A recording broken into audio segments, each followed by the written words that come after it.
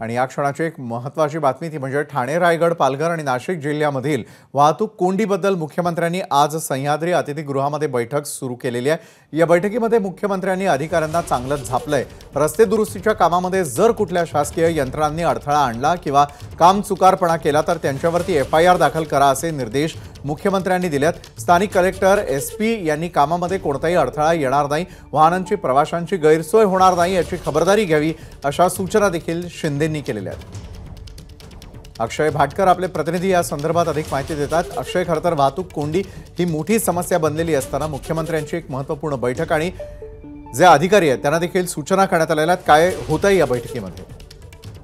या बैठकीमध्ये सध्या MSRDC, PWD चे अधिकारी आणि राष्ट्रीय महामार्ग प्राधिकरणाचे अधिकारी आहेत आणि ज्या प्रकारे नाशिक, रायगड आणि पालघर या नाशिक, ठाणे आणि रायगड या 3 जिल्ह्यांमध्ये वाहतूक कोंडी सध्या प्रचंड प्रमाणात होते, त्याच्यावर ही बैठक खास बोलवण्यात आलेली आहे। आणि यामध्ये मुख्यमंत्र्यांनी सगळ्या अधिकाऱ्यांची अक्षरशः झाडाझडती घेतलेली आहे। त्यांना तंबी देखील दिलेली आहे की लवकरात लवकर चांगली आणि उत्कृष्ट दर्जाची कामं ही झालीच पाहिजेत आणि जर ती झाली नसतील तर त्या अधिकाऱ्यांवर तातडीने कारवाई करा असं देखील आदेश दिलेले आहेत।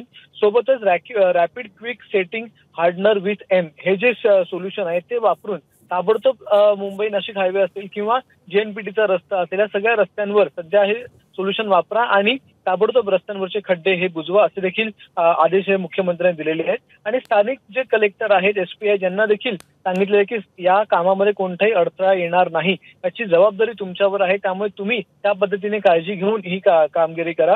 JNPT कंटेनर्सच्या वाहतुकीचं नियोजन देखील करण्यास सांगितलेलं आहे आणि अवजड वाहनं सोडण्याच्या ज्या वेळा आहेत त्या देखील ठरवण्यास मुख्यमंत्र्यांनी सांगितलेल्या आहेत, जेणेकरून जी 4 चाकी वाहनं आहेत त्यांना दिवसभरात येण्या जाण्यासाठी काही त्रास होणार नाही, त्यांना वाहतूक कोंडी होणार नाही, कारण की अवजड वाहनांमुळे सगळ्यात जास्त वाहतूक कोंडी होत असते। त्यामुळे अशा प्रकारची सगळी आदेश जे आहेत ते मुख्यमंत्र्यांनी या सगळ्या अधिकाऱ्यांना दिलेले आहेत। धन्यवाद दिलेल्या माहितीसाठी।